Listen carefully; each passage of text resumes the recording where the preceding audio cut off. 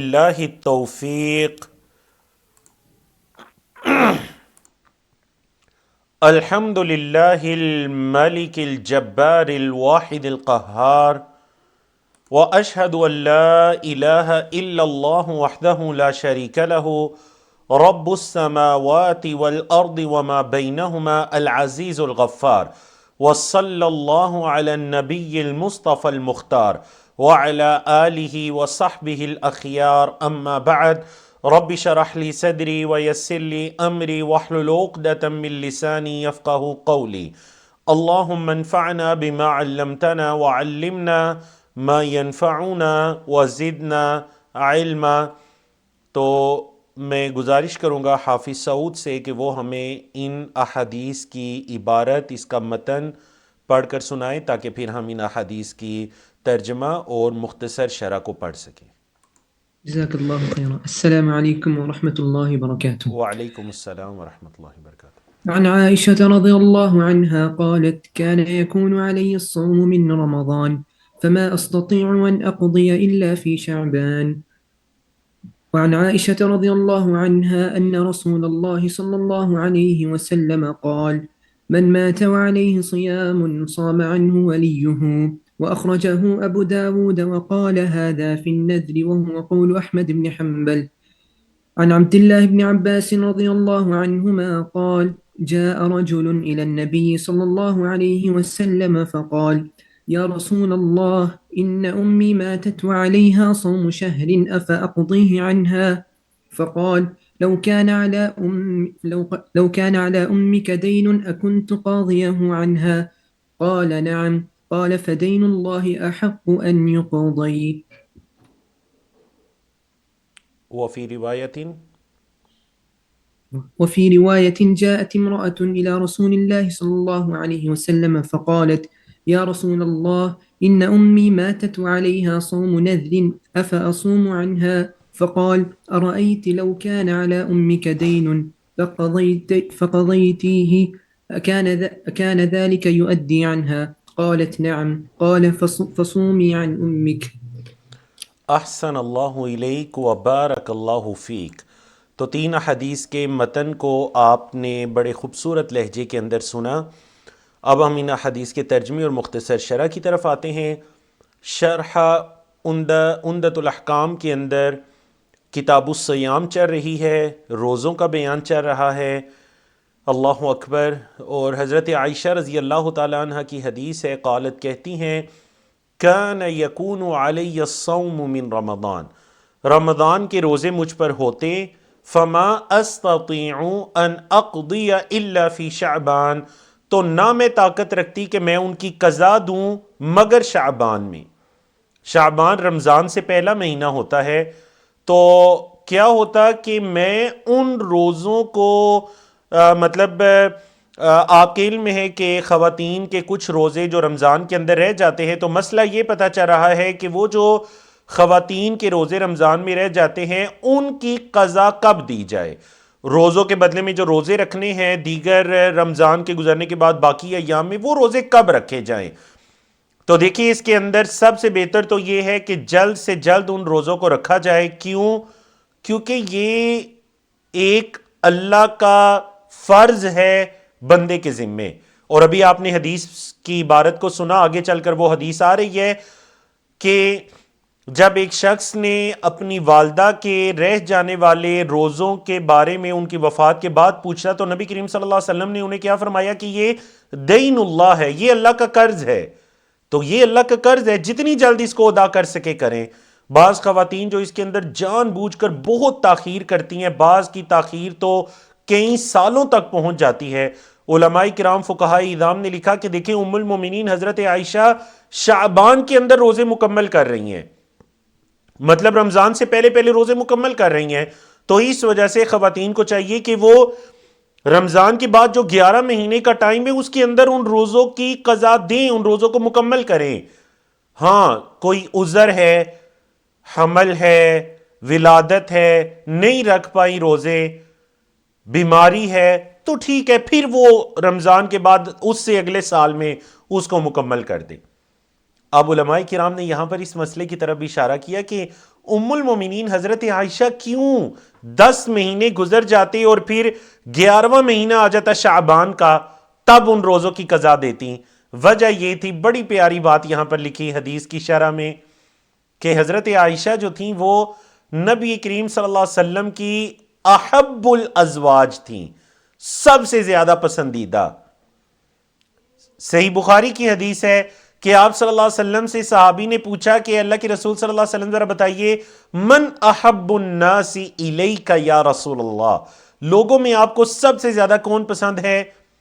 تو آپ صلی اللہ علیہ وسلم نے فرمایا عائشہ۔ صحابی نے پوچھا ومن الرجال، اے اللہ کے رسول صلی اللہ علیہ وسلم مردوں میں؟ تو آپ صلی اللہ علیہ وسلم نے فرمایا ابوہا، عائشہ کے والد حضرت ابوبکر صدیق رضی اللہ تعالیٰ عنہ۔ اللہ اکبر۔ تو یہ مطلب نبی کریم صلی اللہ علیہ وسلم کی حضرت عائشہ سے محبت تھی اور ان کو بہت زیادہ پسند کرنا اور ان کے پاس زیادہ وقت کو گزارنا، جس وجہ سے شاید کہ ام المومنین روزوں کو 10 مہینوں میں قضا نہیں دے پائیں، تاکہ آپ صلی اللہ علیہ وسلم کی جو حاجت ضرورت ہے ام المومنین سے وہ بأحسن طریقے سے اس کی ادائیگی ہوتی رہے۔ تو فرماتی ہیں میں طاقت نہ رکھتی کہ میں ان روزوں کو پورا کروں مگر شعبان کے اندر، شعبان میں پھر چونکہ اب رمضان آنے والا ہے تو شعبان میں ان روزوں کی قضا دیا کرتی۔ تو علماء کرام نے یہی لکھا کہ بغیر کسی عذر کے انہیں اگلے سال تک نہ لے جایا جائے۔ مسئلہ سمجھ آ گیا نا آپ کو؟ چلیے جی اگلی حدیث کی طرف چلتے ہیں۔ یہ بالکل الگ مسئلہ ہے روزوں کے بارے میں، اور یہ مسئلہ ہے جی کہ اگر کوئی شخص فوت ہو جاتا ہے اور اس کے ذمے کچھ روزے باقی تھے، مطلب کوئی خاص کر خواتین ہیں ان کے ذمے کچھ نہ کچھ روزے ہوتے ہیں، اسی حالت میں وہ فوت ہو گئیں، 5 7 10 15 روزے بھی انہوں نے رکھنے تھے جو انہوں نے ایام کے اندر چھوڑے، یا ولادت وغیرہ کی وجہ سے یا رضاعت کی وجہ سے روزے چھوڑنے پڑے، یا پھر کوئی مرد ہے بیماری کی وجہ سے سفر کی وجہ سے اس نے روزوں کو چھوڑ دیا، اسی دوران اس کی وفات ہو گئی، تو آپ صلی اللہ علیہ وسلم نے فرمایا، یہ بھی حضرت عائشہ کی ہی حدیث ہے، فرمایا من مات وعلیہ صیام، جو فوت ہو جائے اور اس پر روزے ہوں، صام عنہ ولیہ، تو اس کا ولی اس کی طرف سے روزے رکھے۔ جو فوت ہو جائے اور اس کے ذمے روزے ہوں تو اس کا ولی اس کی طرف سے روزے رکھے۔ اب آپ کے علم میں ہے، چلیں جی بتائیے، امام عبد الغنی المقدسی جو ہے اپنی کتاب کے اندر کبھی وہ یہ نہیں کہتے اخرجہ ابو داؤد، لیکن یہاں پر کیوں کہہ رہے ہیں؟ دیکھیں نا، یہ پچھلی حدیث ہے یا اس سے پچھلی حدیث ہے یا اس سے پچھلی حدیث ہے، کبھی انہوں نے یہ نہیں کہا کہ اس حدیث کو فلاں نے روایت کیا ہے یا فلاں نے روایت کیا ہے، تو بتائیے یہاں پر کیوں کہہ رہے ہیں اخرجہ ابو داؤد؟ کیوں حوالہ دے رہے ہیں، ریفرنس کیوں یہاں پر کوٹ کر رہے ہیں؟ بتائیے۔ چلیں جی دیکھتے ہیں آپ میں سے کس کا جواب پہلے آتا ہے چیٹ کے اندر۔ فرماتے ہیں ابو داؤد رحمہ اللہ نے اپنی کتاب سنن ابی داؤد کے اندر یہ کہا ہے، وقال، اور وہ کہتے ہیں یعنی امام ابو داؤد کے ھذا فی النذر، یہ جو بات ہو رہی ہے نا یہ نظر کے روزے ہیں، وَهُوَ قَوْلُ احمد بن حنبل، اور یہی قول ہے امام احمد بن حنبل کا۔ امام احمد بن حنبل کا بھی یہی قول ہے کہ یہ اصل میں بات ہو رہی ہے نظر کے روزوں کی، مطلب ایک شخص نے نظر مانی تھی کہ میں کچھ روزے رکھوں گا اور پھر وہ روزے نہیں رکھے اور وہ فوت ہو گیا تو اس کا ولی اس کی طرف سے روزے رکھے گا۔ سمجھ آ گئی آپ کو؟ اگلی حدیث بھی پڑھ لیجئے پھر ہم اس مسئلے کو ذرا تفصیل کے ساتھ سمجھتے ہیں۔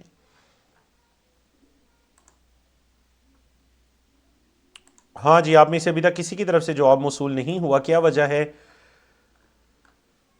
سوال تھوڑا مشکل تھا۔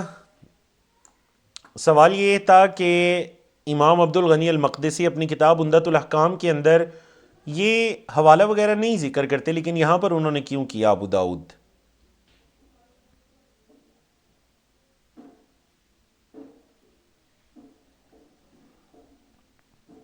کچھ جوابات آنا شروع ہوئے۔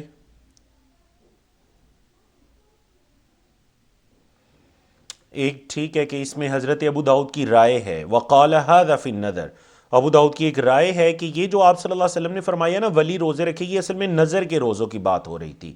تو چونکہ حضرت امام ابو داؤد رحمہ اللہ ان کی رائے ذکر ہو رہی تھی، تو اس وجہ سے ان کا حوالہ دینا ضروری تھا. بالکل ٹھیک ہے ماشاء اللہ. اور درست جواب آیا، جو اس سے بھی بہتر جواب تھا جمیل قریشی صاحب کی طرف سے، کہ اس کتاب کے اندر ساری کی ساری احادیث صحیح بخاری اور صحیح مسلم سے ہیں. تو آپ کو یاد ہوگا ہم نے پہلے لیکچر میں یہ پڑھا تھا کہ امام عبد الغنی جو ہیں وہ اس کتاب کے اندر حوالہ نہیں دیتے. کیوں؟ کیونکہ ساری روایات یا صحیح بخاری کی ہیں یا صحیح مسلم کی ہیں، اور ساری کی ساری صحیح روایت ہے. ایسے ہی ہے نا، ساری کی ساری صحیح متفق علیہ یا کم از کم ان دونوں میں سے کسی ایک کے اندر ہے. تو یہ ہم نے شروع میں پڑھا تھا، وہ حوالہ نہیں دیں گے کیونکہ ساری احادیث صحیح ہیں.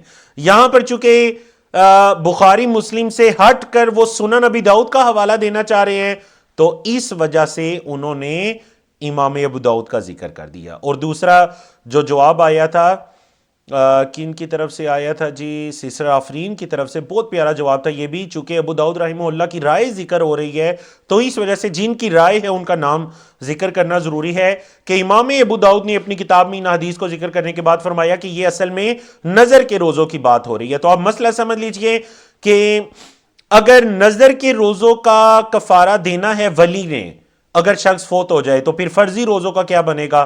چلے جی یہ والی حدیث پڑھیے. دو واقعات ہیں، ایک واقعہ ایک شخص کا ہے اور ایک واقعہ ایک عورت کا ہے. پہلے شخص کا واقعہ پڑھیے. حضرت عبداللہ بن عباس کی روایت ہے، قال کہتے ہیں جاء رجل الى نبی صلی اللہ علیہ وسلم فقال، ایک شخص نبی کریم صلی اللہ علیہ وسلم کے پاس آیا اور اس نے کہا یا رسول اللہ، اے اللہ کے رسول صلی اللہ علیہ وسلم، ان امی ماتت، میری والدہ فوت ہو گئی ہیں، وعلیہا صوم شہرین، اور ان پر ایک مہینے کے روزے تھے، ایک مہینے کے روزے، بیماری وغیرہ کی وجہ سے انہوں نے نہیں رکھے ہوں گے. افا اقضیہ عنہا، تو کیا میں ان کی طرف سے قضا دوں، روزے رکھوں؟ فقال علیہ الصلاۃ والسلام، آپ صلی اللہ علیہ وسلم نے فرمایا لو کان علی امک دین، اگر ہوتا آپ کی ماں پر کوئی قرض، اکنت قاضیہ عنہا، تو کیا آپ والدہ کی طرف سے اس قرض کو ادا کرتے اگر آپ کی والدہ کے ذمہ کچھ قرض ہوتا؟ قال، اس شخص نے کہا نعم، ہاں جی، اگر میری والدہ پر کوئی قرض ہوتا تو میں ادا کرتا. قال، تو آپ صلی اللہ علیہ وسلم نے فرمایا فدین اللہ احق ان یقضا، تو اللہ کا قرض زیادہ حق رکھتا ہے کہ اس کو ادا کیا جائے. مطلب اگر روزے رہ رہے ہیں تو یہ اللہ کا قرض ہے، اگر بندوں کا قرض دینا ہوتا تو تمہیں بڑی فکر ہوتی کہ تم نے ادا کرنا ہے، تو یہ اللہ کا قرض ہے، اس کی بھی ادائیگی تم نے کرنی ہے، روزے رکھنے ہیں. یہ واقعہ ہے، ایک شخص آیا تھا. اب امام عبد الغنی المقدسی رحمہ اللہ جو دوسری حدیث لے کر آئے ہیں اس کے اندر عورت کا تذکرہ ہے. وفی روایت، اور ایک روایت کیا ہے، جاءت امرأۃ الی رسول اللہ صلی اللہ علیہ وسلم فقالت، ایک عورت آئی اللہ کے رسول صلی اللہ علیہ وسلم کے پاس اور اس نے کہا یا رسول اللہ، اے اللہ کے رسول، ان امی ماتت، میری والدہ فوت ہو گئی ہیں، وعلیہا صوم نذرین، اور اس پر نظر کے روزے تھے. اب آپ کو سمجھ آئی کہ امام ابو داؤد کی وہ رائے کیوں ہے کہ اصل میں نظر کے روزوں کی قضا دی جائے گی، فرضی کی نہیں، کیونکہ حدیث کے اندر اس حدیث کی وجہ سے. اس عورت نے کہا اللہ کے رسول صلی اللہ علیہ وسلم، میری والدہ فوت ہو گئی ہیں اور ان پر کچھ نظر کے روزے تھے، فرضی نہیں بلکہ نظر کے ذریعے جو انہوں نے اپنے اوپر فرض کر لیے تھے، کیونکہ بندہ جب نظر مان لیتا ہے تو وہ چیز اس پر فرض ہو جاتی ہے. افا اصوم عنہا، تو کیا میں ان کی طرف سے روزے رکھوں؟ فقال، آپ صلی اللہ علیہ وسلم نے فرمایا ارأیتی، تیرا کیا خیال ہے، لو کان علی امک دین فقضیتیہ، اگر تیری ماں پر کوئی قرض ہوتا تو کیا تو اس کو ادا کرتی؟ اکان ذالک یؤدی عنہا یا یؤدى عنہا، کیا یہ اس کی طرف سے ادا کیا جاتا؟ قالت نعم، اس عورت نے کہا ہاں بالکل، اگر قرض ہوتا تو میں ادا کرتی اور اس کی طرف سے ادائیگی ہو جاتی. قال، آپ صلی اللہ علیہ وسلم نے فرمایا فصومی عن امکی، اپنی ماں کی طرف سے پھر روزے بھی رکھو، یہ اللہ کا قرض ہے، اس کی بھی ادائیگی کرو. اور یہاں پر دیکھیے، ایک تو چلے پہلے نہ وہ نحو صرف کے اعتبار سے سمجھ لیں کہ جب آپ صلی اللہ علیہ وسلم مخاطب کر رہے تھے نا ایک مرد کو، تو آپ فرما رہے تھے علی امی کا، لیکن جب عورت کو مخاطب کیا تو علی امی کی، کاف کے کسرے کے ساتھ، زیر کے ساتھ، کیونکہ آپ کے سامنے جب آپ کی مخاطب کوئی خاتون ہے تو آپ کو کہنا پڑے گا علی کی، امو کی، ٹھیک ہے، کاف کے کسرے کے ساتھ، اور اگر کوئی مرد ہے تو امو کا، آپ کی ماں، ٹھیک ہے۔ تو یہ تو تھوڑا سا فرق آ گیا ان حدیث کے اندر۔ اب فقہائی کرام کے درمیان اس بارے میں اختلاف ہے کہ کیا فرضی روزوں کی بھی قضا دی جائے گی یا صرف نظر کے روزوں کی قضا دی جائے گی، جیسا کہ امام ابو داؤد رحمہ اللہ کا قول امام عبد الغنی المقدسی نے اپنی کتاب عمدۃ الاحکام میں ذکر کیا۔ تو اس بارے میں جو صحیح ترین موقف ہے، جو کہ امام ابن تیمیہ رحمہ اللہ کا بھی ہے، وہ یہ ہے کہ ہر طرح کے روزوں کی قضا دی جائے گی، چاہے وہ نظر کے روزے ہیں چاہے وہ فرضی روزے ہیں۔ سوال آیا نظر کے روزوں سے کیا مراد ہے؟ نظر کے روزوں سے مراد ہے کہ کوئی شخص یہ کہتا ہے کہ میں اتنے روزے رکھوں گا، مطلب اکثر لوگ ہمارے معاشرے میں کہیں دوسرے کاموں کے ساتھ اٹیچ کر لیتے ہیں نا، کہ اگر میرا یہ والا کام ہوتا ہے تو میں اتنے روزے رکھوں گا، 3 روزے رکھوں گا، میں 1 مہینے کے روزے رکھوں گا یا رکھوں گی۔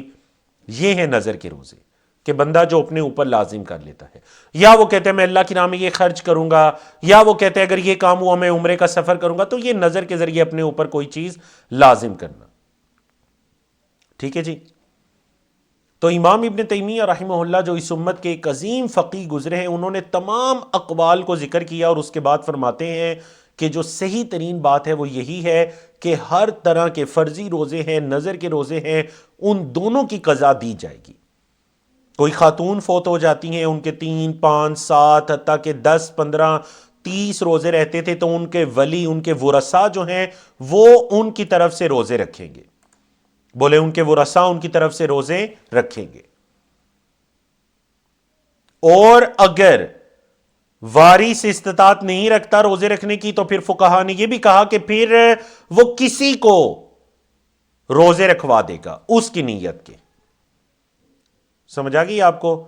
یہ اس صورت میں ہے جب اس کے ذمے روزے تھے۔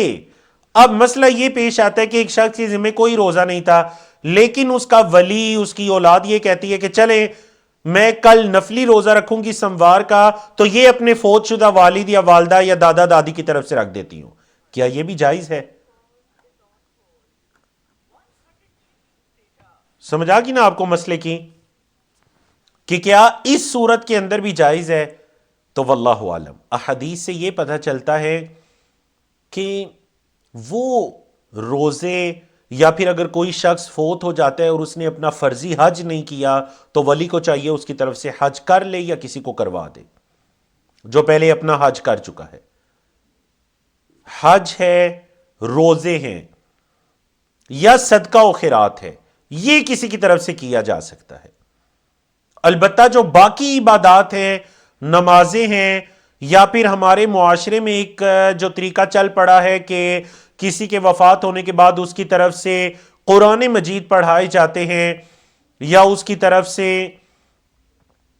وہ کیا اسے کہتے ہیں جی، کھجور کی گٹلیاں پڑھائی جاتی ہیں، تو واللہ تعالی اعلم یہ طریقہ درست نہیں ہے۔ اگر یہ طریقہ درست ہوتا تو دیکھیے کیا نبی کریم صلی اللہ علیہ وسلم اپنے صحابہ کو یہ نہ کہتے فلاں فوت ہو گیا، تم اس کی طرف سے اتنے قرآن پڑھو، تم اس کی طرف سے اتنی نمازیں پڑھو، تم اس کی طرف سے اتنی مرتبہ ذکر و اذکار کرو۔ ہاں جو عبادات آ گئیں، حج ہے، عمرہ ہے، کیا جا سکتا ہے، صدقہ و خیرات ہے، کیا جا سکتا ہے، حتیٰ کہ قربانی کی عبادت ہے، کی جا سکتی ہے۔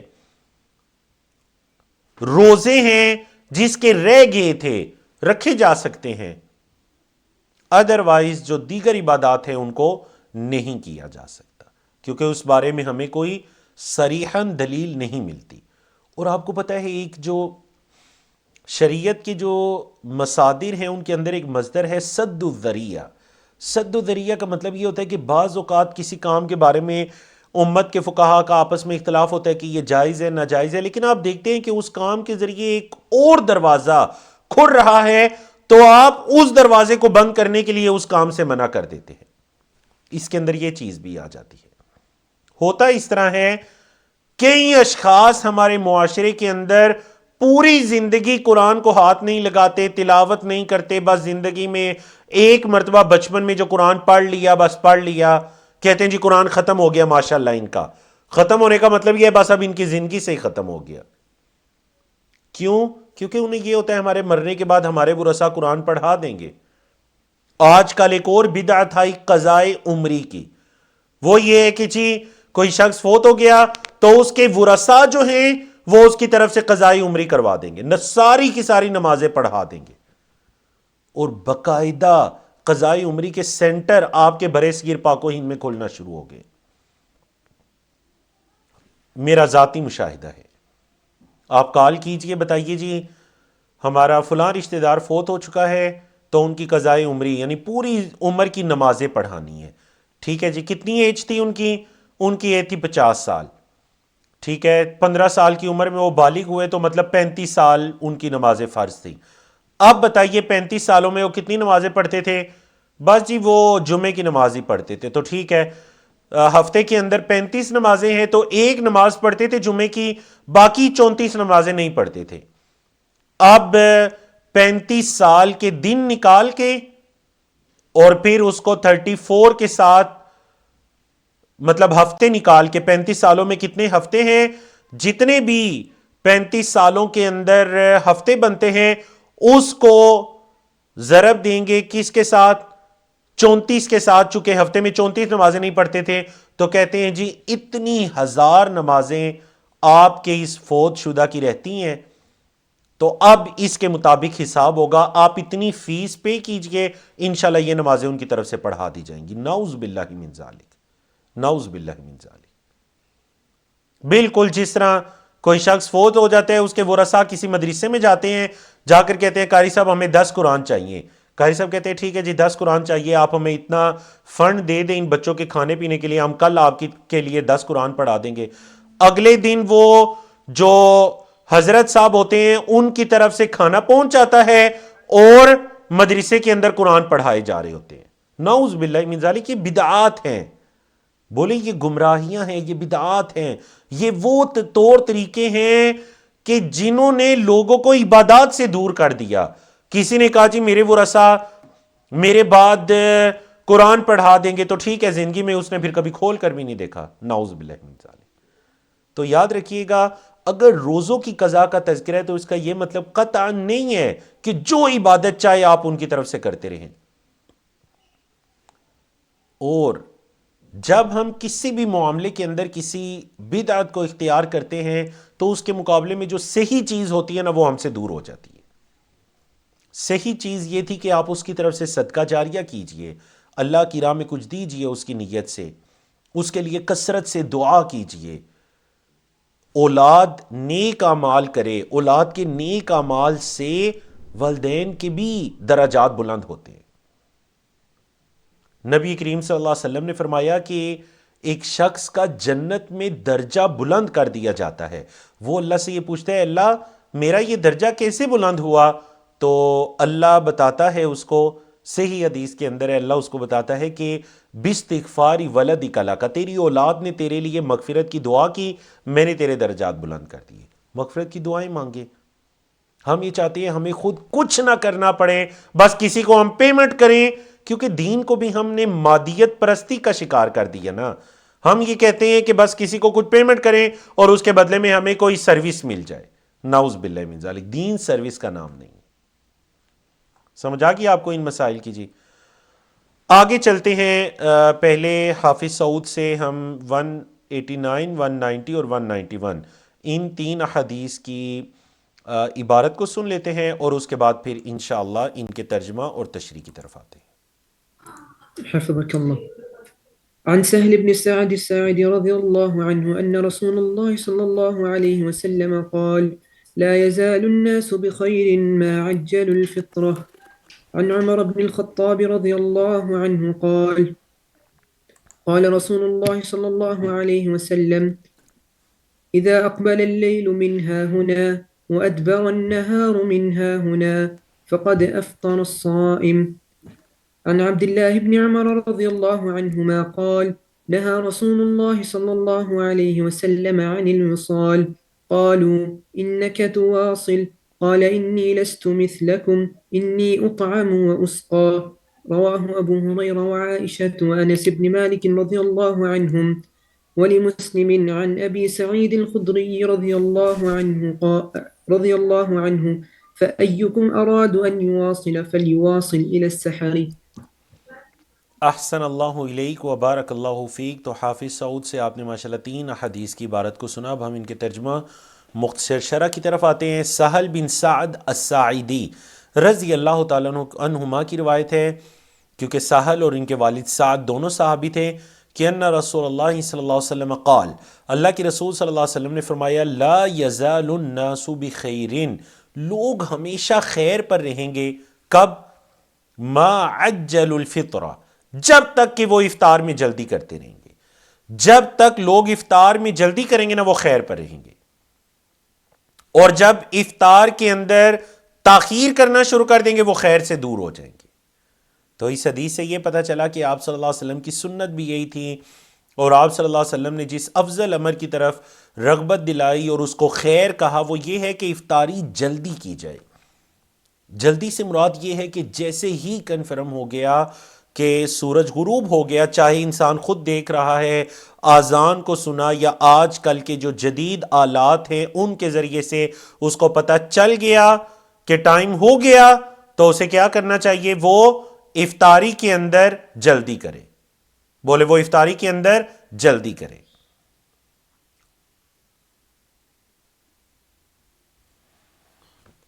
اور آپ صلی اللہ علیہ وسلم جو دوسری حدیث کے اندر جو وجہ بھی بیان فرمائی نا، وہ یہ وجہ بیان فرمائی کہ جو یہود ہیں وہ افطاریوں کے اندر تاخیر کرتے ہیں اور سحریوں کے اندر جلدی کرتے ہیں. آدھی رات کو سحری کر لی تو تم سحریوں کے اندر تاخیر کرو، بالکل آخری وقت کے اندر جا کر سحری کرو. اور اس بارے میں ہم بیان کر بھی چکے ہیں لاسٹ لیکچر میں. اور یہود افطاریوں کے اندر تاخیر کرتے ہیں، بہت لیٹ افطاریاں کرتے ہیں. ٹائم ہو بھی جائے تو کہتے ہیں جی ابھی تو اور رکیں اور رکیں اور رکیں. تو تم افطاریوں کے اندر جلدی کرو، ان کی مخالفت کرو. سمجھا گی نا حدیث کی؟ وہ سحریاں جلدی کرتے ہیں، تم سحری بالکل آخری وقت میں کرو. وہ افطاری لیٹ کر کے کرتے ہیں، تم افطاری بالکل اول وقت میں کرو. ان کی مخالفت کرو. اگلی حدیث حضرت عمر بن خطاب کی ہے رضی اللہ عنہ.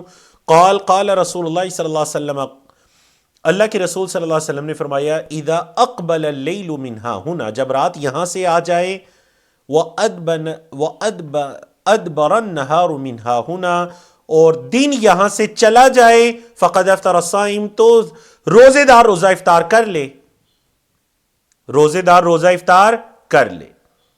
مطلب آپ صلی اللہ علیہ وسلم کا یہ اشارہ جو تھا وہ کس طرف تھا؟ جو اقبل اللیل منہا ہونا ہے، یہ مشرق کی طرف تھا، اس طرف سے اندھیرا آنا شروع ہو جائے. اور ادبر النہار منہا ہونا، یہ مغرب کی طرف تھا، کہ مغرب کی طرف جب وہاں دن جانا شروع ہو جائے، دن مغرب کی طرف چلا جائے اور رات مشرق کی طرف سے آ جائے، ادھر سے اندھیرا ہو رہا ہے اور ادھر سے روشنی ختم ہو رہی ہے، تو سمجھ لیے افطاری کا ٹائم ہو گیا، روزے دار کی افطاری کا وقت ہو گیا. مطلب یہ آپ صلی اللہ علیہ وسلم اس وقت کی تحدید کر رہے ہیں، اس وقت کے بارے میں بتا رہے ہیں جو کہ روزے دار کے لیے افطاری کا وقت ہے. اور اگلی حدیث حضرت عبداللہ بن عمر رضی اللہ تعالیٰ عنہما کی روایت، قال کہتے ہیں، نہا رسول اللہ صلی اللہ علیہ وسلم عن الوصال، اللہ کے رسول صلی اللہ علیہ وسلم نے وصال سے منع فرمایا. وصال کس کو کہتے ہیں؟ وصل یصل سے ہے ملانا. وصال کا مطلب ملانا. تو آپ صلی اللہ علیہ وسلم نے ملانے سے منع فرمایا. کیا مطلب؟ مطلب یہ کہ ایک روزے کو دوسرے روزے کے ساتھ، دوسرے کو تیسرے، تیسرے کو چوتھے روزوں کو آپس میں ملانے سے منع فرمایا. مطلب یہ نہیں لگاتار روزے نہ رکھیں. پھر کیسے رکھیں؟ اگر کوئی بہت زیادہ روزے رکھنا چاہ رہا ہے تو وہ آگے حدیث آ رہی ہے، جو پچھلے ہفتے بھی ہم نے اس کی طرف اشارہ کیا تھا، وہ آج آ رہی ہے، حضرت عبداللہ بن عمر بن عاص کی حدیث. قالو، صحابہ نے کہا، انکا تواصلو، اے اللہ کے رسول صلی اللہ علیہ وسلم آپ بھی تو وصال کرتے ہیں، آپ بھی تو وصال کرتے ہیں، آپ نے منع تو فرمایا لیکن آپ بھی تو لگاتار روزے رکھتے ہیں۔ قالا، آپ صلی اللہ علیہ وسلم نے فرمایا انی لست مثلکم، میں تمہاری طرح نہیں ہوں، میں تمہاری طرح نہیں ہوں۔ کیوں؟ انی اطعم و اسقا، کیونکہ مجھے کھلایا بھی جاتا ہے اور پلایا بھی جاتا ہے۔ کیا مطلب کھلایا پلایا جاتا ہے؟ یہاں دیکھیں کھانا پینا دو طرح کا ہوتا ہے، ایک حصی اور ایک معنوی۔ حصی یہ ہے جو محسوس چیزیں دکھائی دیتی ہیں فزیکلی طور پر، اور معنوی جو دکھائی نہیں دیتی۔ اس سے مراد معنوی کھانا پینا ہے، مطلب یہ کہ اللہ کی طرف سے مجھے اتنی طاقت عطا کی جاتی ہے تو میں تمہاری مانند نہیں ہوں۔ انی لست مثلکم انی اطعم و اسقا، مجھے کھلایا بھی جاتا ہے اور پلایا بھی جاتا ہے۔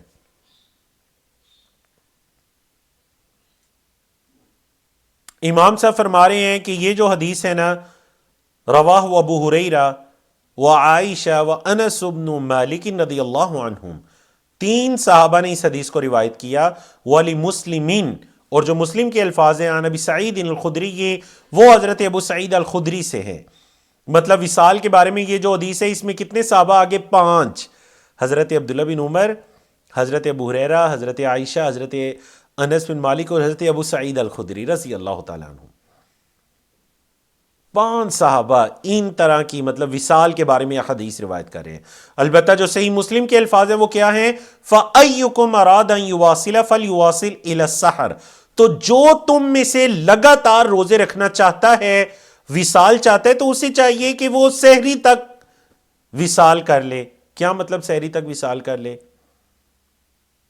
مطلب یہ ہے کہ وہ جو اس نے مطلب جو روزہ اس نے چھوڑنا ہے، بیچ میں وقفہ کرنا ہے، تو اسے چاہیے کہ وہ افطاری سے یا سحری سے سحری کا وقفہ بیچ میں کر لے۔ سمجھ آ گئی جی؟ بارک اللہ فیکم۔ یہ جو ہم وصال کے بارے میں حدیث پڑھ لیں، یہ نفلی روزوں کے بارے میں ہے۔ ظاہر بات ہے فرضی روزے تو لگاتار ہوتے ہیں نا رمضان کے، یہ حدیث کس بارے میں ہے؟ یہ ہے نفلی روزوں کے بارے میں۔ یہ حدیث ہے نفلی روزوں کے بارے میں، کہ مطلب نفلی جو روزے رکھنے چاہ رہے ہیں، اور آگے تفصیلی حدیث آ رہی ہے یہی جس کی طرف میں نے اشارہ کیا 192۔ پہلے ہم اس ایک حدیث کی عبارت کو سن لیتے ہیں حافظ سعود سے، اور اس کے بعد پھر انشاءاللہ اس حدیث کو پڑھتے ہیں۔ بہت پیاری حدیث ہے حضرت عبداللہ بن عمر بن عاص رضی اللہ تعالی عنہما کی۔ جی عن عبد الله بن عمرو بن العاص رضي الله عنهما قال أخبر رسول الله صلى الله عليه وسلم إني أقول والله لا أصومن النهار ولا أقومن الليل من ما عشت، فقلت له قد قلته بأبي أنت وأمي. قال فإنك لا تستطيع ذلك، فصم وأفطر وقم ونم وصم من الشهر 3 أيام، فإن الحسنة بعشر أمثالها وذلك مثل صيام الدهر. قلت فإني أطيق أفضل من ذلك. قال فصم يوما وأفطر يوما. قلت إني أطيق أفضل من ذلك. قال فصم يوما وأفطر يوما، فذلك صيام داود عليه السلام وهو أفضل الصيام. فقلت إني أطيق أفضل من ذلك. وفي رواية لا صوم فوق صوم داود، شطر الدهر صم يوما وأفطر يوما.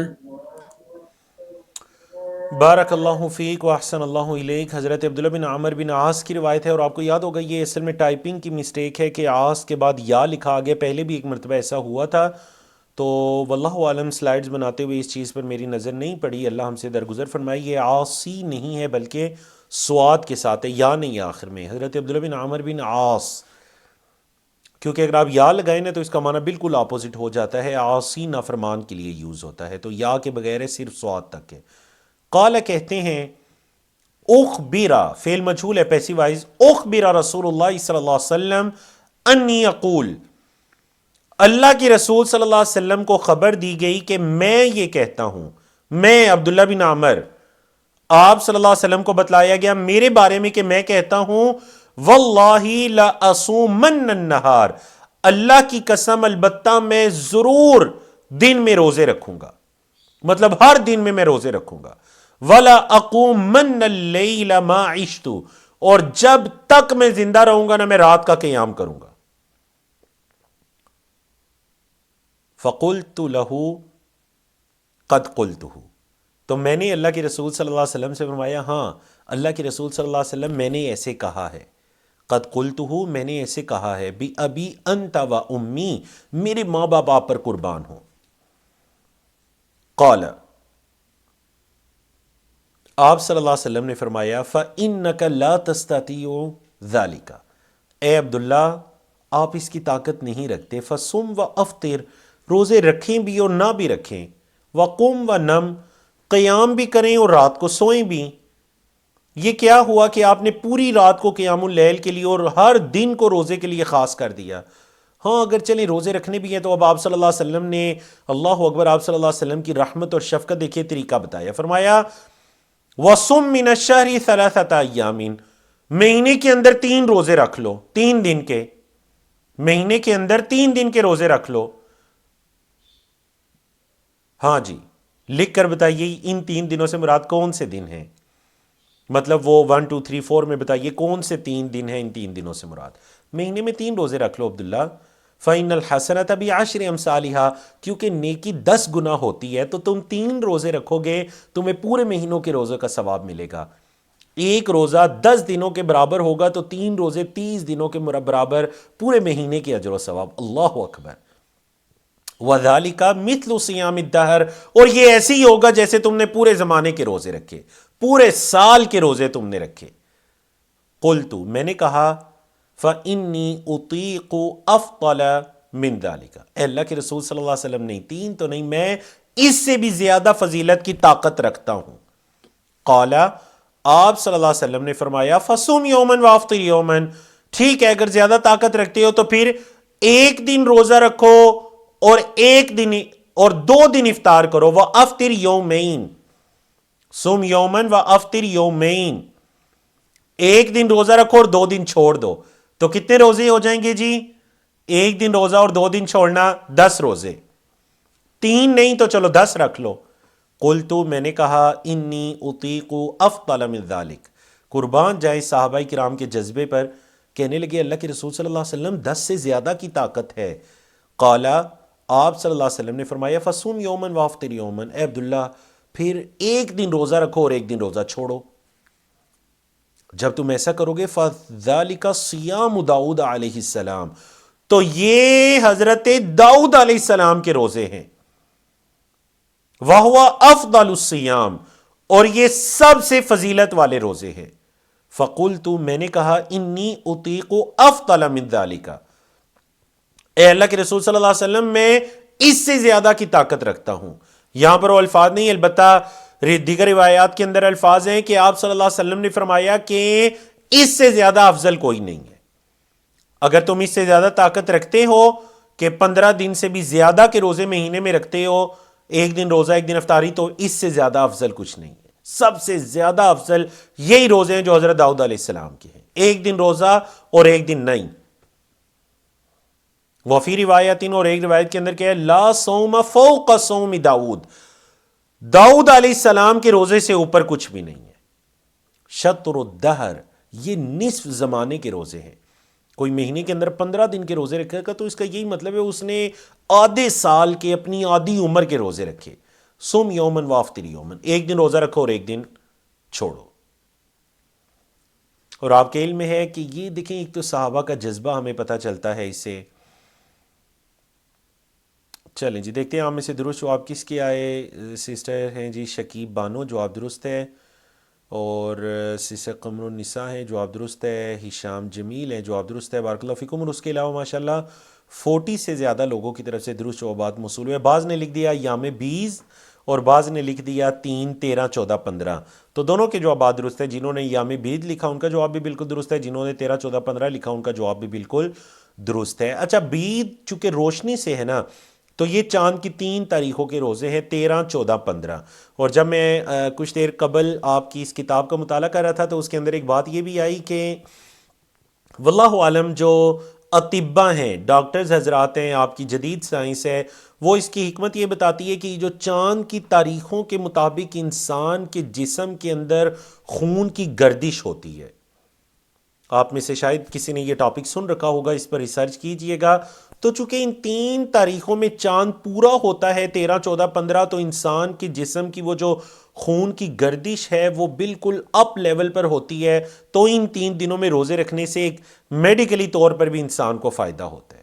واللہ عالم. ہمیں کوئی ایسی حکمت سمجھ آئے یا نہ آئے، ہم نے تو اس لیے رکھنے ہیں کیونکہ آپ صلی اللہ علیہ وسلم نے ان دنوں میں روزے رکھنے کی فضیلت بتا دی، جیسے آگے آ رہی ہے. ہاں میڈیکل کہتی ہے تو ٹھیک ہے، اچھی بات ہے، میڈیکلی طور پر بھی فائدہ ہے، لیکن ہم اس لیے روزے نہیں رکھ رہے کہ میڈیکلی طور پر فائدہ ہو. ہم تو اس لیے رکھ رہے ہیں کہ آپ صلی اللہ علیہ وسلم کی سنت ہے، اور آپ صلی اللہ علیہ وسلم کی ہر سنت کے اندر ہی دینی دنیاوی فوائد موجود ہیں، ہمیں وہ حکمتیں سمجھ آئیں یا نہ آئیں.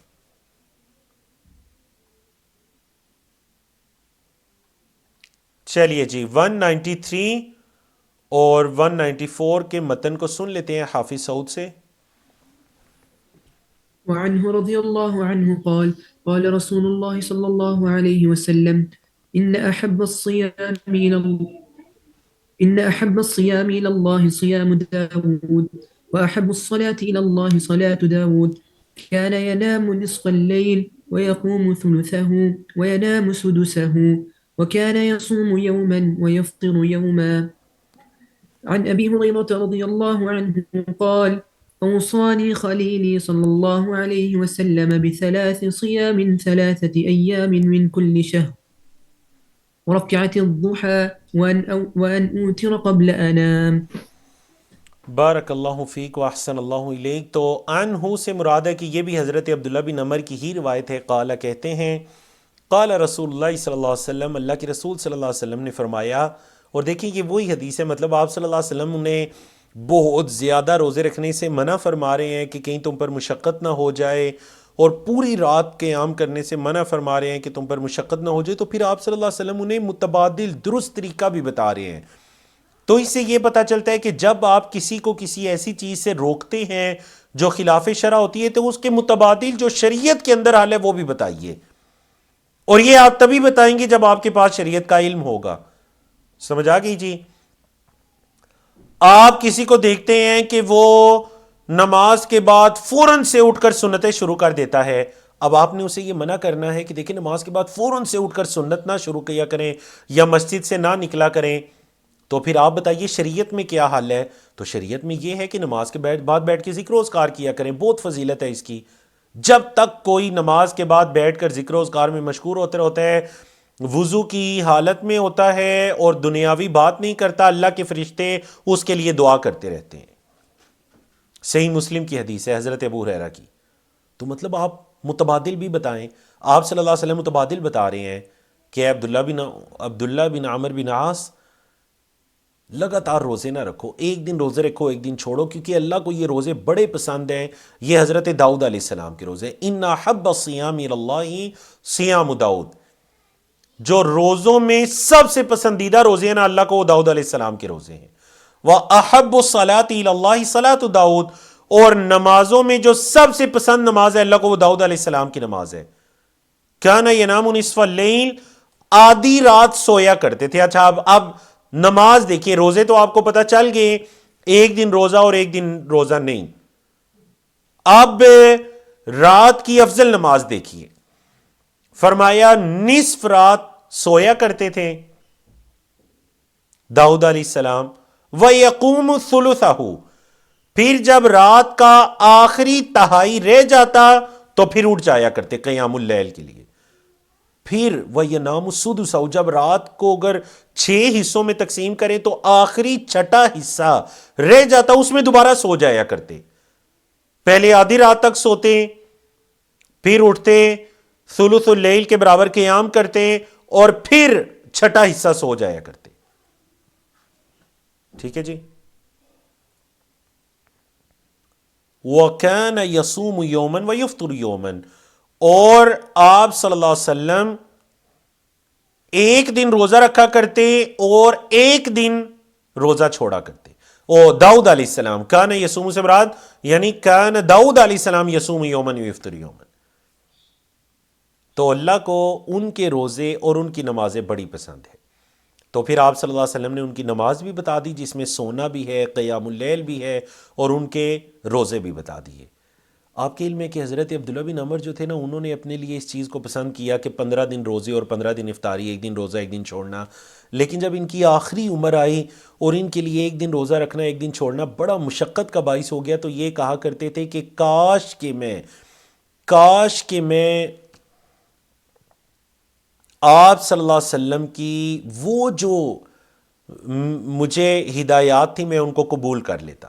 وہ جو ہدایات تھیں آپ صلی اللہ علیہ وسلم کی، مجھے کاش کہ میں انہیں قبول کر لیتا اور میں مہینے میں 3 روزوں پر یا کم از کم مہینے میں 10 روزوں پر راضی ہو جاتا کیونکہ ان کے لیے. لیکن مشقت کا باعث تو ہوا، لیکن مرتے دم تک پھر یہ اس پر قائم رہے کہ ایک دن روزہ رکھتے اور ایک دن چھوڑتے، مرتے دم تک یہ داؤد علیہ السلام کے روزوں کی طرح روزے رکھتے رہے اور پھر انہوں کی طرح نماز بھی ادا کرتے رہے. اگلی حدیث بڑی پیاری حدیث ہے. حضرت ابو ہریرہ رضی اللہ تعالیٰ عنہ کی قال کہتے ہیں اوصانی خلیلی صلی اللہ علیہ وسلم بثلاث صیام. میرے خلیل نے، یہ جو خلت ہوتی ہے نا، یہ علماء کرام نے جو محبت کے درجات بیان فرمائے نا، ان میں جو سب سے اعلیٰ ترین درجہ ہوتا ہے نا، وہ خلت کا درجہ ہے. جس سے خلیل ہیں خلیل اللہ. تو کئی صحابہ کرام نبی کریم صلی اللہ علیہ وسلم کو اپنا خلیل کہا کرتے. سب سے زیادہ ہمارے دل میں جن کے لیے محبت ہے وہ نبی کریم صلی اللہ علیہ وسلم ہے. خلیلی، میرے محبوب، جن کو میں سب سے زیادہ چاہتا ہوں، جن کے لیے میرے دل میں خلت کی حد تک محبت ہے، ان کی محبت میری روح میں اتر چکی ہے.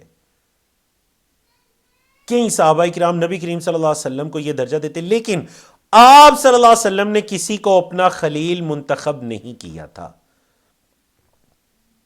اور آپ صلی اللہ علیہ وسلم نے فرمایا اگر میں کسی کو خلیل منتخب کرتا تو میں حضرت ابوبکر صدیق کو کرتا، لیکن میرا خلیل اللہ ہے، اللہ نے مجھے اپنا خلیل بنا لیا، اس لیے میں لوگوں میں سے کسی کو اس درجے پر نہیں رکھ سکتا. تو حضرت ابو ہریرہ رضی اللہ تعالیٰ عنہ، یعنی اس سے بھی پتہ چلتا ہے کہ حضرت ابو ہریرہ رضی اللہ تعالیٰ عنہ کے ہاں نبی کریم صلی اللہ علیہ وسلم کا کیا مقام و مرتبہ ہے. تو فرماتے ہیں میرے خلیل نے مجھے یہ وصیت کی تھی کہ 3 روزے بثلاثن. اچھا یہاں پر ہم رکیں گے. اوصانی خلیل صلی اللہ علیہ وسلم بثلاثن، 3 چیزوں کی مجھے وصیت کی تھی. پہلی چیز کیا ہے؟ صیام ثلاثت ایام من کل شہر، ہر مہینے سے 3 روزے. اور اس سے مراد وہی ایام 20، 13، 14، 15. 14ویں کا چاند ہوتا ہے نا جو مکمل ہوتا ہے، ایک دن اس سے پہلے ایک دن اس کے بعد، 13، 14، 15. اچھا دوسری کیا وصیت کی تھی؟ وَرَكَعَتَيِ الضُّحَىٰ، چاشت کی 2 رکعات. یہ وہی ہے سورج کے طلوع ہو جانے کے بعد سے لے کر زوال، بالکل سورج جو سر پر آتا ہے اس سے کچھ دیر پہلے تک کا جو وقت ہے، یہ اشراق یا چاشت کی نماز پڑھی جا سکتی ہے. وَأَن، تیسری وصیت کیا کی؟ وَأَن أُوتِرَ قَبْلَ أَن أَنَامَ، اور یہ کہ میں سونے سے پہلے وتر پڑھ لوں. سونے سے پہلے وتر پڑھ لوں تو کیا مطلب؟ کیا نبی کریم صلی اللہ علیہ وسلم حضرت ابو ہریرہ کو قیام اللیل سے منع کریں؟ نہیں. وجہ یہ تھی کہ حضرت ابو ہریرہ طلب علم کے اندر مشغول رہتے، عشاء کی نماز کے بعد بیٹھ کر دیگر صحابہ کے ساتھ احادیث کا دور کیا کرتے، ان کو سنایا کرتے، ان سے سنا کرتے، جو آپ صلی اللہ علیہ وسلم سے انہوں نے سنی سنائی ہوتی تھی ان کو سیکھا کرتے، ان کے اندر پختگی لایا کرتے. تو پھر اس میں یہ خدشہ تھا کہ ابو ہریرہ رات کو اتنی محنت کرتے ہیں، اگر یہ کہیں گے کہ میں سونے کے بعد دوبارہ اٹھ جاؤں گا قیام اللیل کے لیے تو کہیں ان کے وتر رہ نہ جائیں. تو اس وجہ سے میرے خلیل نے مجھے یہ وصیت کی کہ سونے سے پہلے میں وتر پڑھ لوں. یہ 3 تھیں وصیتیں، 3 روزے، چاشت کی 2 رکعات اور سونے سے پہلے وتر. چلیے جی 195 اور 196 کے متن کو ہم سن لیتے ہیں. جزاك الله خير. نعم. عن محمد بن عباد بن جعفر قال سألت جابر بن عبد الله رضي الله عنهما أنهى النبي صلى الله عليه وسلم عن صوم يوم الجمعة؟ قال نعم. زاد مسلم ورب الكعبة. عن أبي هريرة رضي الله عنه قال سمعت النبي صلى الله عليه وسلم يقول لا يصومن أحدكم يوم الجمعة إلا أن يصوم يوما قبله أو يوما بعده. بارک اللہ فیک. دونوں احادیث کا ایک ہی موضوع ہے اور وہ ہے جمعے کے دن روزے رکھنے کے بارے میں. محمد بن عباد تابعین میں سے کہتے ہیں میں نے جابر بن عبداللہ جو کہ صحابہ میں سے ہیں میں نے ان سے سوال کیا کہ کیا نبی کریم صلی اللہ علیہ وسلم نے منع فرمایا انہى النبی صلی اللہ علیہ وسلم عن صوم یوم الجمعہ، کیا نبی کریم صلی اللہ علیہ وسلم نے جمعے کے روزے سے منع فرمایا؟ قال نعم. تو جابر بن عبداللہ نے کہا ہاں، نبی کریم صلی اللہ علیہ وسلم نے جمعے کے روزے سے منع فرمایا. کیا مطلب؟ اس جمعے کے روزے سے مراد ہے کہ اکیلا جمعے کا روزہ. ایک تو وہ ہے نا جو حضرت داؤد علیہ السلام کے روزے ہیں، تو اگر ان کے اندر تو کوئی بندہ جمعرات کو اس نے روزہ نہیں رکھا تو ظاہر بات ہے وہ جمعے کو رکھے گا. یا جمعے کا دن آ گیا یام 20 کے اندر، 13 14 15 کے اندر جمعے کا دن آ گیا تو ظاہر بات ہے وہ روزہ رکھے گا، کیونکہ وہ 3 روزے رکھتا ہے. یعنی اس سے پہلے اس کے بعد رکھنے ہیں تو رکھ سکتا ہے، لیکن اکیلے جمعے کے دن کو روزے کے لیے خاص نہ کرے کہ یہ جو جمعے کا دن آ رہا ہے میں صرف جمعے کے دن کا روزہ رکھوں گا. یہ جائز نہیں ہے. ہاں اگر رکھنا ہی ہے تو جمعرات جمعے کا رکھ لے یا جمعے ہفتے کا رکھ لے. زیادہ مسلم اور امام مسلم کی یہ الفاظ زیادہ ہیں وَرَبِّ الْكَعْبَةِ، کعبہ کے رب کی قسم ہے. جابر بن عبداللہ نے فرمایا کعبہ کے رب کی قسم ہے کہ نبی کریم صلی اللہ علیہ وسلم نے جمعے کے دن کے روزے سے منع فرمایا، مطلب اکیلے جمعے کے دن کے روزے سے.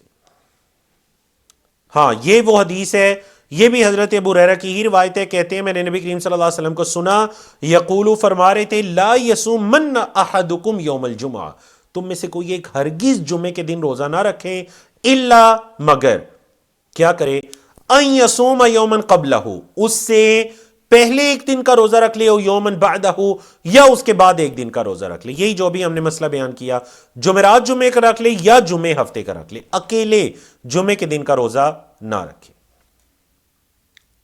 جی 197 کی طرف چلتے ہیں. بارك الله فيك.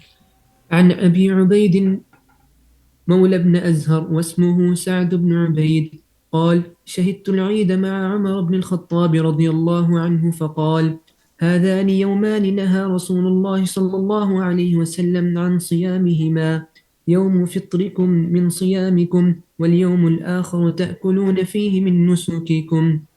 عن أبي سعيد الخدري رضي الله عنه قال نهى رسول الله صلى الله عليه وسلم عن صوم يومين الفطر والنحر وعن الصلاة وأن يحتبي الرجل في ثوب واحد وعن الصلاة بعد الصبح والعصر. أخرجه مسلم بتمامه وأخرج البخاري الصوم فقط. احسن اللہ الیک و بارک اللہ فیک. تو ہم 197 تک پڑھیں گے کیونکہ اس پر ہمارا ٹائم بھی مکمل ہو رہا ہے اور آگے ایک نیا موضوع شروع ہو رہا ہے جو کہ وقت طلب ہے. تو اس حدیث تک ہم پڑھتے ہیں. جیسے کہ پچھلی 2 حدیث تھیں ہماری اس بارے میں کہ کیا ہم جمعے کے دن کے اکیلے جمعے کے دن کا روزہ رکھ سکتے ہیں، تو یہ حدیث ہے اس بارے کے اندر کہ جو عید کے دن ہے، عید الفطر اور عید الاضحیٰ. عن ابی عبید مولا ابن ازہر، ابو عبید جو ابن ازہر کے غلام ہیں مولا ہیں ان کی یہ روایت ہے. واسمہ سعد بن عبید، اور ان کا نام سعد بن عبید تھا. قال کہتے ہیں شہدت مع عمر بن الخطاب، میں حضرت عمر کے پاس حاضر تھا، حضرت عمر کے پاس موجود تھا. فقالا، تو آپ رضی اللہ تعالیٰ عنہ نے فرمایا ہذان یومان، یہ 2 دن ہے. نہا رسول اللہ صلی اللہ علیہ وسلم عن صیامہما، اللہ کے رسول صلی اللہ علیہ وسلم نے ان 2 دنوں کے روزے سے منع فرمایا ہے. یوم فطرکم من صیامکم، تمہارے روزوں سے افطار کے دن. روزوں سے افطار کے دن کیا مطلب پورا مہینہ 29 یا 30 دن روزے رکھنے کے بعد جو افطار کا دن آتا ہے عید الفطر. عید الفطر کو فطر اسی لیے کہتے ہیں کہ اس دن ہم روزہ چھوڑتے ہیں، سمجھ آئی؟ تو فرمایا تمہارے روزوں سے جو افطار کا دن ہے نا، ایک تو یہ دن ہے اور دوسرا دن و یوم الاخر، اور دوسرا دن ہے تأکلون فیہ من نسوککم، جس دن تم اپنی قربانیوں کا گوشت کھاتے ہو۔ حدیث کی شرح میں اس کتاب کی شرح کرنے والے ایک عالم اور فقیہ ہے امام عبد الرحمن السعدی رحمہ اللہ، سعودی عرب کے شہر قسیم سے ان کا تعلق تھا۔ تو انہوں نے ایک بڑی پیاری بات لکھی، انہوں نے کہا یہ 2 دن اللہ رب العزت نے منتخب کیے ہیں خوشی کے لیے اور ضیافت کے لیے۔ اب ہم اگر اللہ کے مہمان ہیں تو مہمان روزے کی حالت میں ہو، یہ اچھی بات نہیں ہے، تو گویا کہ اس دن روزہ نہ رکھا جائے، کیونکہ اللہ نے یہ 2 دن ہماری خوشی کے لیے مقرر کیے ہیں۔ اللہ اکبر، ایک عید الفطر کا دن اور ایک عید الاضحیٰ کا دن، یہ 2 دن ایسے ہیں کہ ان کے اندر نبی کریم صلی اللہ علیہ وسلم روزہ رکھنے سے منع فرمایا کرتے، اور بعض علماء نے جمعے کے دن بھی روزہ، صرف ایک دن روزہ نہ رکھنے کی یہی حکمت بیان کی ہے، کیونکہ جمعے کے دن کو عید کا دن قرار دیا گیا ہے۔ تو ایک بندہ چلے اگر روٹین میں رکھ رہا ہے تو بہت اچھی بات ہے، ایام 20 کے روزے رکھتا ہے یا ایک دن روزہ چھوڑ کر ایک دن رکھتا ہے، اگر اس کی یہ روٹین چلی آ رہی ہے تو ٹھیک ہے، لیکن بغیر روٹین کے صرف ایک دن کا روزہ، تو وہ تو عید کا دن ہے، صرف اس دن کو کیوں خاص کیا جا رہا ہے روزے کے لیے؟ تو الحمدللہ رب العالمین، اللہ کی توفیق سے ہم نے 197 حدیث کو مکمل کیا۔ انشاءاللہ آنے والے سیشن میں ہماری احادیث 200 سے کراس ہو جائیں گی، کتاب الصیام کو مکمل کریں گے، اور اس ساتھ کتاب الحج کو اللہ کی توفیق سے شروع کریں گے۔ کچھ آپ لوگوں کے سوالات ہیں، ان کی طرف آ جاتے ہیں۔ پہلا سوال یہ ہے کہ جی میری والدہ کی وفات ہو چکی ہے، لیکن مجھے نہیں پتا کہ ان کے کتنے روزے رہ گئے تھے۔ اب اگر آپ کو نہیں پتا یا والدہ نے یہ نصیحت نہیں کی کہ میری طرف سے روزے رکھے جائیں، یا والدہ کو زندگی میں اس مسئلے کا پتہ ہی نہیں تھا کہ میری طرف سے کسی نے روزے رکھنے بھی ہیں، تو انشاءاللہ ان کا معاملہ اللہ کے ساتھ ہے، اللہ ضرور ان سے درگزر فرمائے گا انشاءاللہ، کیونکہ ایک بعض اوقات ایک مسئلہ انسان کے علم میں نہیں ہوتا، تو اب آپ کو اس پر پریشان ہونے کی قطعاً ضرورت نہیں ہے کہ میری والدہ کے بارے کتنے روزے تھے یا نہیں تھے، یا تھے بھی یا نہیں، تو اس پر آپ کو پریشان ہونے کی بالکل کوئی ضرورت نہیں۔ قرض نثر کا ثواب فوت شدگان کو پہنچتا ہے تو کیا قرآن خوانی کی دلیل نہیں بنتی؟ قرآن خوانی کی اس لیے نہیں بنتی کیونکہ قرآن خوانی مطلب یہ عبادت کی کوئی دلیل نہیں ہے۔ دیکھیے عبادات کے اندر ایک قاعدہ یاد رکھیے گا، عبادات کے اندر میں اور آپ باؤنڈ ہیں، صرف وہ عبادات کر سکتے ہیں جو ثابت ہے۔ لباس کے اندر یا معاملات کے اندر ہم آزاد ہیں، جس سے شریعت نے منع کیا رکیں گے، جس سے منع نہیں کیا ہم وہ کر سکتے ہیں۔ مطلب یہ لباس پہننا جائز ہے، بالکل جائز ہے، کیونکہ شریعت نے منع نہیں کیا، شریعت نے بتا دیا مرد یہ لباس نہ پہنے، عورت ایسا اس کے علاوہ ساری چیزیں جائز ہیں۔ کھانا پینا، کیا آج ہم 20 چیزیں کھاتے ہیں، کیا شریعت میں کوئی دلیل آئی؟ نہیں، جائز ہیں، کیونکہ شریعت نے منع نہیں کیا، جن چیزوں سے منع کیا تھا وہ بتا دیا۔ جس جانور پر غیر اللہ کا نام پڑا جائے، خنزیر ہے، بہتا خون ہے، کچھ جو دانت رکھنے والے جانور ہیں، وہ یہ سب چیر پھاڑ کرنے والے جانور، پرندے، شریعت نے بتا۔ اس کے علاوہ دیگر پرندے یا دیگر جانور جو نبی کریم صلی اللہ علیہ وسلم کے زمانے یا عرب میں نہیں تھے، وہ سب جائز ہیں۔ یہ ہے معاملات، لیکن عبادات کے اندر ایسا نہیں ہے۔ عبادات میں آپ یہ نہیں کہہ سکتے کہ جو مرضی کریں وہ جائز ہے، نہیں، عبادات میں صرف جو آپ صلی اللہ علیہ وسلم سے ثابت ہیں وہ جائز ہے۔ سمجھ آ گئی نا؟ اس چیز کو سمجھیے، کیونکہ میں ایک مرتبہ ایک کلپ سن رہا تھا، اس کے اندر ایک حضرت صاحب یہ فرما رہے تھے کہ دیکھیں کہتے ہیں کہ جی یہ کام بدعت ہے، تو پھر یہ بتاؤ کہ یہ پنکھا بدعت نہیں ہے، یہ مائک بدعت نہیں ہے، یہ ان کے الفاظ تھے۔ نہیں، یہ بدعت نہیں ہے، کیونکہ یہ دین نہیں ہے، یہ ثواب نہیں ہے۔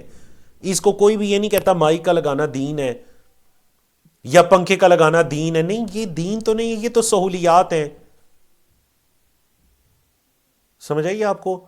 دین تب ہوگا جب اس چیز کا تعلق ثواب، عبادت، اجر، سنت، مستحب، ان چیزوں کے ساتھ ہوگا، تو پھر پوچھا جائے گا اس کی دلیل کیا ہے کہ آپ صلی اللہ علیہ وسلم نے یہ کیا یا نہیں کیا۔ سمجھا کہ آپ کو کیونکہ آج کل آپ اکثر لوگوں کو کسی بدعت یا جہالت سے منع کریں تو وہ آگے سے کہتے ہیں کہ دیکھیں نبی کریم صلی اللہ علیہ وسلم نے منع تو نہیں فرمایا. اچھا اس کی آسان سی مثال ہے, میں اگر اٹھ کر 5 کی بجائے 6 نمازیں پڑھنا شروع کر دوں, کوئی آ کر مجھے کہے کہ میرے بھائی یہ چھٹی نماز کدھر سے آئی, تو میں کہوں گا نبی کریم صلی اللہ علیہ وسلم نے منع تو نہیں فرمایا. واقعتاً آپ صلی اللہ علیہ وسلم نے کسی حدیث میں یہ نہیں فرمایا کہ چھٹی نماز نہ پڑھو, منع نہیں فرمایا. تو کیا میں آزاد ہوں جو مرضی کرتا پھروں کہ منع نہیں فرمایا؟ نہیں. عبادات کے اندر یہ دیکھا جائے گا کہ آپ صلی اللہ علیہ وسلم نے کیا یا نہیں کیا. قرض کی دلیل آ گئی, حدیث کے اندر الفاظ آگے دین. نظر کے روزوں کی دلیل آ گئی, حدیث کے اندر الفاظ آگے. حج کی دلیل آ گئی, ایک صحابیہ نے آ کر پوچھا تھا کہ میری والدہ فوت ہو گئی ہیں اور ان کے ذمے حج تھا, انہوں نے اپنا حج نہیں کیا تھا, تو کیا میں کروں؟ آپ صلی اللہ علیہ وسلم فرمایا کرو. ٹھیک ہے, یہ وہ عبادات ہیں جن کی دلائل موجود ہیں. قرآن خوانی ہے, ذکر و اذکار ہے, نمازیں ہیں, ان کے دلائل موجود نہیں ہیں. یہی وجہ ہے فقہا کے پاس آپ کو یہ مسئلے ملیں گے ہی نہیں. مطلب جو ہمارے چاروں فقہا تھے, اگر آپ ان کی فقہ کو دیکھیں تو اس کے اندر آپ کو یہ نظر ہی نہیں آئے گا کہ ابو حنیفہ رحمہ اللہ نے قرآن خوانی کے بارے میں کوئی گفتگو کی ہوگی, کیونکہ اس ٹائم یہ مسائل تھے ہی نہیں. یہ تو ہمارے برے صغیر پاک و ہند کے بنے ہوئے مسائل ہیں کہ چلیں جی فوت ہو گیا تو آپ پیچھے گٹلیاں شروع کر دیں, قرآن خوانیاں شروع کر دیں. اس کی زندگی میں شاید اس کے ورثاء نے کبھی گھر میں قرآن نہ کھولا ہو, فوت ہوا تو چلیں جی اب ہفتہ پورا قرآن یہ وہ, نعوذ باللہ من ذالک.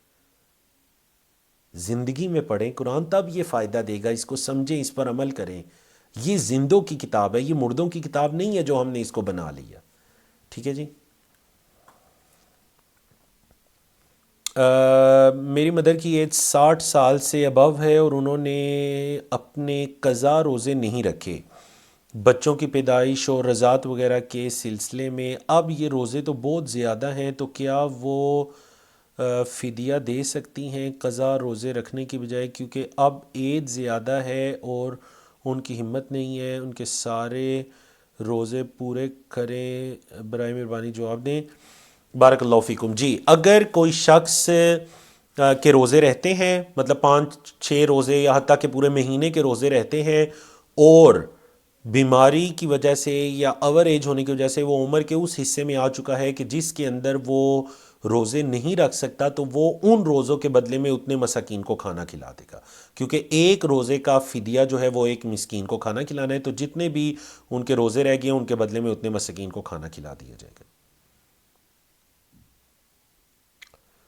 فرضی روزہ قضا رکھنا ہو اور جمعے کا دن ہو تو کیا اکیلے جمعے کو رکھ سکتے ہیں؟ تو بہتر ہے جمعے کے دن نہ رکھیں, قضا کا روزہ بھی نہ رکھیں, اس کے علاوہ کسی دن میں رکھ لیں. یا اگر جمعے کے دن ہی رکھنا ہے تو پھر جمعے کے بعد ہفتے کے دن آپ کچھ اپنی طرف سے نفلی روزہ رکھ لیں. قربانی فوج شدہ کی طرف سے ہے؟ جی بالکل, دلائل موجود ہیں, فوج شدہ کی طرف سے بھی قربانی ہو جاتی ہے.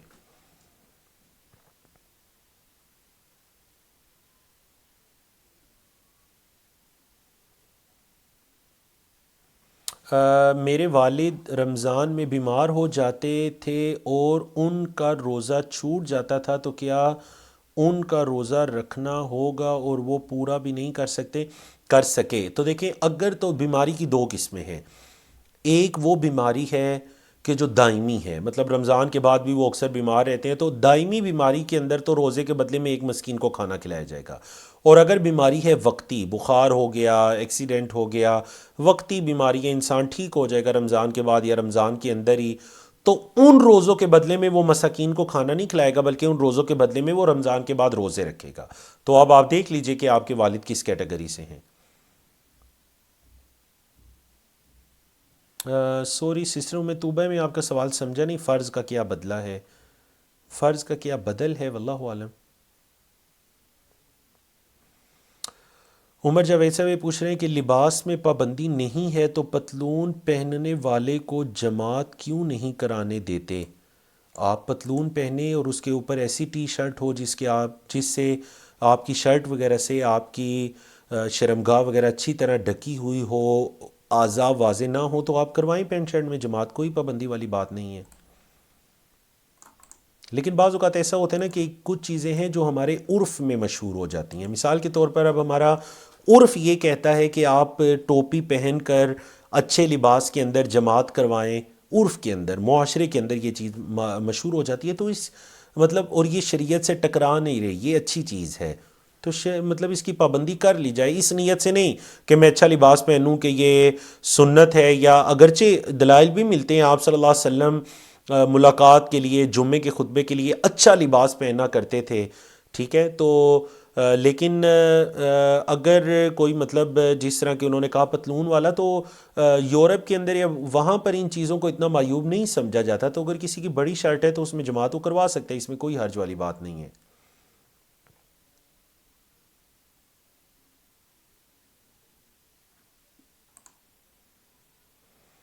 قربانی کی جا سکتی ہے تو قرآن کی تلاوت کیوں نہیں؟ کیونکہ قربانی کی دلیل موجود ہے، حدیث موجود ہے. قرآن کی تلاوت کی حدیث موجود نہیں ہے. یہی تو میں سمجھا رہا ہوں کہ عبادت کے اندر میں اور آپ اپنی طرف سے نہیں کر سکتے. اگر ہمیں آپ صلی اللہ علیہ وسلم کی زندگی کا، حتیٰ کہ صحابہ کی زندگیوں سے کوئی ایسا واقعہ ملتا ہے کہ کوئی فوت شدہ ہو، اس کی طرف سے تلاوتیں کی گئی ہوں یا اس کی طرف سے ذکر و اذکار کیے گئے ہوں، تو انشاءاللہ وہ ہمارے لیے اسوہ ہیں. اور اگر کوئی ایسی دلیل نہیں ملتی تو پھر جن عبادات کی ملتی ہے اس کو ان عبادات تک رکھا جائے گا. سمجھ آ گئی نا آپ کو؟ چلیے جی، بارک اللہ فیکم. الحمدللہ آپ کے تمام سوالات بھی ہو چکے ہیں. تو انشاءاللہ آنے والے ہفتے میں جو مزید مسائل آئیں گے ہمارے روزے کے بارے میں ہی، لیلۃ القدر کے بارے میں، اعتکاف کے بارے میں بہت اہم ترین مسائل آئیں گے انشاءاللہ. تو نیکسٹ فرائیڈے کو دوبارہ آپ سے ملاقات ہوگی. اقول قولی ھذا استغفر اللہ لی ولکم ولسائر المسلمین من کل ذنب وصلی اللہ تعالی علی نبینا محمد وعلی آلہ وصحبہ اجمعین.